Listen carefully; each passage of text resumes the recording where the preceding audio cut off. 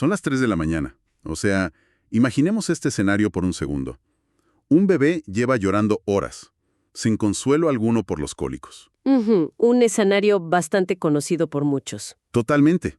Y quien lo sostiene, ya sea el padre o la madre, está, digamos, al borde de un colapso nervioso, operando con un agotamiento físico y mental extremo. Claro, el modo supervivencia absoluto. Exacto. Y en ese instante preciso, bajo todas esas capas de frustración profunda y una necesidad desesperada de dormir, es muy probable que esa persona no sienta absolutamente nada. Nada de ese amor cálido o romántico de las películas, ¿verdad? Nada de eso. Cero sentimientos reconfortantes. Y bueno, sin embargo, esa persona se levanta, prepara el biberón y mece al niño en la oscuridad de la habitación. Es una imagen muy potente. Y hoy vamos a explorar un documento que argumenta que ese momento exacto, esa decisión de actuar en la oscuridad y con una falta total de un, digamos, buen sentimiento, es la definición técnica y perfecta de la fe. ¡Wow! Y fíjate que lo fascinante aquí es cómo un escenario tan cotidiano, tan de estar por casa, logra capturar la esencia de textos que tienen miles de años de antigüedad. Así es, porque la inmersión de hoy nos lleva a analizar una guía de estudio religioso muy específica. Es un documento proyectado para mayo de 2026, titulado Escuela Sabática Maestros. Un material que se dedica íntegramente a desarmar y reconstruir uno de los conceptos más universales y a la vez, peor comprendidos por la humanidad. O sea, la mecánica de la fe. Pues vamos a desempacar esto, porque las fuentes que utiliza el documento son, bastante diversas. Entrelaza pasajes antiguos clásicos, como esa famosa carta a los hebreos, también relatos de los evangelios, visiones del Apocalipsis y reflexiones teológicas. Sí, reflexiones de la autora histórica Elena G. White, a quien el texto cita constantemente bajo el concepto de espíritu de profecía. Exacto. Y la misión de nuestra exploración de hoy no es quedarnos en la teoría abstracta, ¿no? No estamos en un seminario de teología aburrido. El desafío que plantea la misma fuente es aplicar todo este peso histórico a una familia típica moderna. Claro, llevarlo al barro, destilar la teoría y ver cómo sobrevive este concepto de la fe entre, los desayunos apresurados a las 6 de la mañana. Las mochilas olvidadas en el auto, las crisis financieras. Porque el texto se niega rotundamente a pintar la fe como una varita mágica que borra los problemas. Totalmente de acuerdo.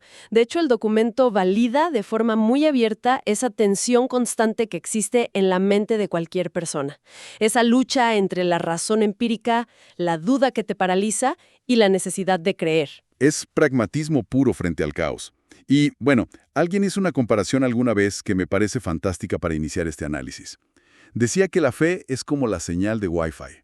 Ah, me encanta esa analogía. Es muy visual, ¿no? O sea, es completamente invisible, no la puedes agarrar ni guardar en una caja, pero tiene el poder absoluto de conectarte con una red infinita de información o de recursos. Te conecta con lo que necesitas para operar. Exacto. Pero siguiendo esa lógica tecnológica, la primera pregunta obligada al mirar nuestras fuentes es, ¿quién instala el router? ¿De dónde viene originalmente esa señal? Esa es la pregunta del millón. Porque la fuente da una definición clásica, asegurando que es la certeza de lo que esperamos y la convicción de lo que no vemos. Pero inmediatamente introduce un mecanismo diferente basado en otra carta antigua, a los Efesios.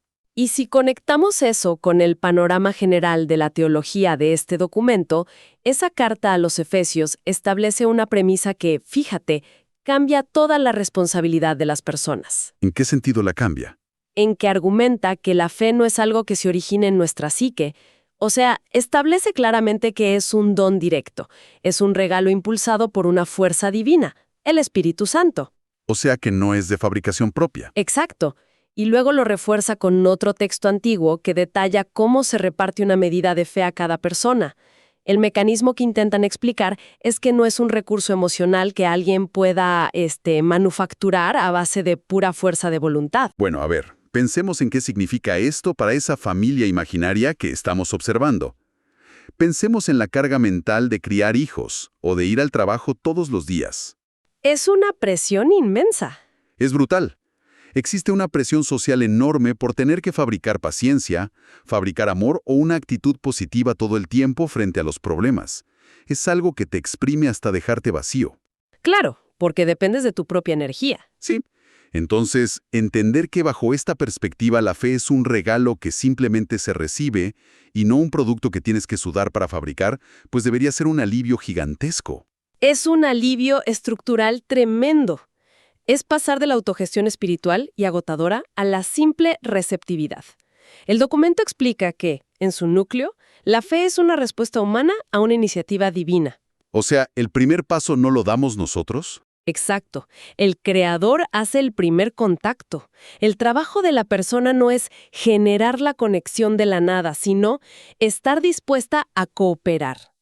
El texto usa una analogía agrícola muy antigua, la de la semilla de mostaza. Ah, claro, la semilla minúscula. Sí, el ser humano aporta esa diminuta disposición, ese pequeño permiso interno, digamos. Pero la energía biológica que hace que eso crezca hasta ser un árbol masivo, bueno, eso corre por cuenta de la divinidad, no del esfuerzo del agricultor. Volviendo a la idea de la conexión invisible, es como si el servicio de Internet ya estuviera pagado por alguien más y tu única tarea fuera mantener el teléfono encendido. Me parece una traducción perfecta del concepto. No fabricas los datos, pero controlas el interruptor. Sin embargo, aquí hay un problema. Si asumimos que esta conexión es un regalo, la mente humana sospecha de inmediato de lo que no puede ver. Claro, si es gratis, queremos comprobar que funciona de verdad. Exacto. Queremos ver las barritas de conexión en la pantalla antes de mandar el mensaje importante. Y la fuente entra de lleno en esta trampa psicológica. ¿En qué pasa cuando exigimos contraseñas y pruebas visuales? Y para atacar este problema de nuestra necesidad de pruebas empíricas, el documento utiliza un relato muy interesante de los evangelios. Describe un grupo de líderes religiosos, los fariseos, acercándose para exigir una señal del cielo. Querían un truco de magia, básicamente. Sí, querían validar la autoridad con espectáculo. Y la reacción de la figura central del relato es fascinante. Literalmente dice que gime en su espíritu. Es un suspiro de frustración profunda. Un resoplido de cansancio. Totalmente. Pero no está frustrado porque no pueda hacer el milagro. Está frustrado porque esa exigencia revela una estructura de confianza totalmente defectuosa en las personas, basada solo en ver para creer. Y para ampliar esto, el texto suma un análisis histórico sobre la historia de un noble, un hombre que tenía a su hijo al borde de la muerte y que viaja para buscar ayuda divina. Una situación desesperada. Pero el documento señala que su objetivo real era ver la respuesta con sus propios ojos antes de otorgar su confianza. Quería que la curación pasara ahí mismo, en su propia casa y frente a él. Pero la respuesta que recibe le rompe el esquema, ¿no? Se lo rompe por completo. Es diametralmente opuesta a su demanda empírica. Se le ordena que crea antes de ver cualquier resultado. Solo le dicen, tu hijo vive, y tiene que irse con eso. Wow. Y lo que la fuente añade a esa idea es una advertencia seria sobre basar nuestra seguridad en evidencias visuales. Argumenta que hacer eso no solo es inmaduro, sino profundamente peligroso a largo plazo. ¿Peligroso por qué? ¿Qué riesgo hay en querer ver? Bueno, el texto señala que hoy en día, con miles de años de historia registrada, debería ser intelectualmente más fácil confiar, pero advierte sobre una vulnerabilidad masiva hacia el futuro. Plantea que depender de lo visual permitirá engaños a escala global. O sea, manipulaciones. Exacto. Advierte que fuerzas antagónicas, que el texto describe como Satanás, presentarán milagros reales y tangibles. Si el criterio de verdad de alguien es solo creer en lo que ven sus ojos, será facilísimo de engañar por cualquiera que produzca un fenómeno visual extraordinario. A ver, aquí es donde la cosa se pone realmente interesante. Y quiero presionar un poco la narrativa del documento. Adelante, dime. Porque si tomamos el escenario de la familia que usamos como lente, y pensemos que alguien tiene a uno de sus hijos gravemente enfermo en un hospital, exactamente como el noble de la historia. Sí, una pesadilla absoluta. La reacción más visceral, o sea, la reacción biológica y humana, es exigir una prueba inmediata, es clamar por una señal de que ese sufrimiento va a terminar bien. Entonces, ¿no resulta hasta cierto punto cruel pedirle a un ser humano que está diseñado para procesar el mundo con sus sentidos, que confíe en medio del caos sin ver ninguna prueba tangible? Es una tensión emocional innegable. Y hay que destacar que la fuente no invalida para nada ese dolor. Reconoce perfectamente que la angustia del noble era desesperante y válida. Pero igual le dicen que no dependa de lo visual. Claro, pero la razón por la que el texto advierte contra depender de esas señales radica en lo frágil que es ese sistema. Piénsalo así. Si tu fe depende siempre de que el milagro se manifieste en la habitación del hospital, el día inevitable en que ese milagro físico no ocurra, tu estructura interna se desmorona. Te quedas sin piso. Exacto, se destruye todo. Ahora, el documento sostiene que esto no significa que se deba evadir la lógica humana. Menciona figuras históricas que dialogaron y argumentaron lógicamente con la divinidad en medio de su dolor. O sea, el cerebro no se apaga. O sea, el texto defiende que hay una base racional para dar el salto, no es que te avientes al vacío con los ojos vendados de forma irracional. Es un poco más complejo que eso. Hay una base racional, sí, pero la lógica humana tiene un límite inherente cuando enfrenta lo trascendental. Llega un punto de quiebre donde las ecuaciones médicas ya no te ofrecen supervivencia emocional. Claro, cuando el doctor te dice que ya no hay nada que hacer. Exacto. Y es en ese abismo exacto donde la confianza debe sostener el peso de la crisis sin apoyarse en muletas visuales.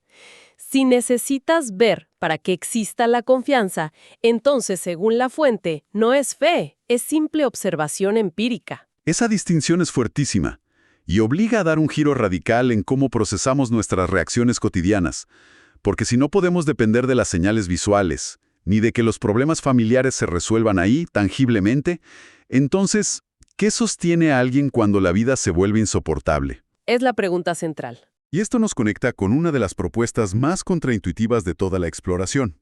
El texto separa, y lo hace de forma violenta, la fe de las emociones. Dice que es el músculo que opera en la oscuridad. El documento es muy tajante en este aspecto, sí. Extrae una declaración central de un texto histórico para formular esta premisa.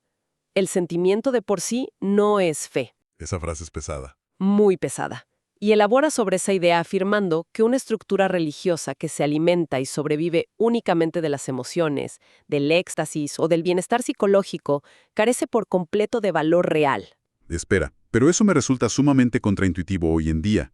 Por cómo se ve la espiritualidad hoy. Exacto. Si observamos cómo funciona gran parte de la espiritualidad moderna, el objetivo principal suele ser encontrar paz interior, lograr un equilibrio emocional o simplemente sentirse bien con uno mismo. Es la meta de casi todos, sí. Entonces, decir que una religión basada en los buenos sentimientos carece de valor suena a un ataque directo a cómo la sociedad actual entiende el bienestar. Emociones humanas son, por naturaleza, volátiles. Dependen de la química de tu cuerpo, de cuánto dormiste, de lo que te pasó en el tráfico. Son un sub y baja constante. Totalmente. El documento ilustra que la convicción y la duda más profunda, o los buenos sentimientos y la angustia más oscura, pueden coexistir en la misma persona y en el mismo instante. ¡Wow! ¿Coexistir al mismo tiempo? Sí, y lo demuestra con un relato donde un padre desesperado grita, literalmente, «Creo ayuda mi poca fe». Es una admisión brutal de vulnerabilidad. O sea, la voluntad elige confiar, pero las emociones están ahogadas en terror. Exactamente eso. La emoción le grita que todo está perdido, pero la voluntad toma otra decisión. Y ese contraste entre voluntad y emoción se ve clarísimo en los otros dos ejemplos que usa la fuente, el de una mujer extranjera y un centurión romano. Ambos operan totalmente al margen de sus emociones. El análisis sobre esa mujer es súper revelador. Cuando ella se acerca para pedir ayuda para su hija, la respuesta inicial que recibe es durísima. Se usa una analogía cultural de la época que implicaba no darle el pan de los hijos a los perrillos. O sea, un rechazo frontal. Desde cualquier punto de vista psicológico, esas palabras desencadenarían una ofensa tremenda. Destruiría la autoestima de cualquiera. Claro, la reacción natural sería ofenderse y huir, pero el texto resalta que ella no reacciona desde ese sentimiento de humillación. Ella pasa por alto toda la turbulencia emocional y se ancla en su convicción. Responde que aún los perrillos comen de las migajas. Su acción persistió aunque la emoción del momento le gritara que se fuera de ahí. Y el centurión opera con un mecanismo similar, fíjate, pero desde la falta de necesidad de validación. Él no necesita que vayan a su casa. Exacto. Ni siquiera pide la visita física para sentirse seguro. Solo dice, di la palabra y mi siervo sanará. Ambos ejercen lo que el documento define como fe pura. Operan sin necesitar un buen sentimiento o una validación que los empuje. Y fíjate, esto nos devuelve directo a la analogía con la que empezamos, la del padre o la madre a las 3 de la mañana. Claro, operando en pura oscuridad emocional. Y esto plantea una pregunta importantísima sobre la aplicación práctica. O sea, ¿qué recomienda hacer la fuente con la incredulidad o con la falta de emociones positivas en medio de la rutina? ¿Cuál es el consejo ahí? El documento aconseja desarraigar cada raíz de incredulidad, pero ojo, el mecanismo no es la ignorancia psicológica, no te dice que finjas que la duda no existe, sugiere simplemente no alimentarla. Como dejarla morir de hambre. Exacto. Reconoce que es precisamente cuando alguien se siente más deprimido, más frío o más abandonado, cuando se presenta la oportunidad real de ejercitar ese músculo. Es la acción a pesar de la emoción. Lo cual, a ver, visto desde la rutina de una familia agobiada por las deudas o por diagnósticos médicos, resulta paradójicamente muy liberador. Te quita un peso de encima, ¿no? Totalmente. Elimina esa presión tóxica de tener que sentirse súper espiritual o en paz para poder salir adelante. Se convierte en el acto de seguir caminando mientras experimenta el miedo absoluto. Ujú. Caminar con el miedo a cuestas. Pero si este es el mecanismo en el barro del día a día, el documento también apunta hacia un estándar máximo. O sea, ¿cuál es la culminación de este ejercicio de resistencia? Pues el texto dirige todo su argumento hacia lo que cataloga como héroes y hacia la escena del huerto. Y aquí introduce una diferenciación teológica que es crítica, el concepto de la fe de Jesús en lugar de solo fe en él.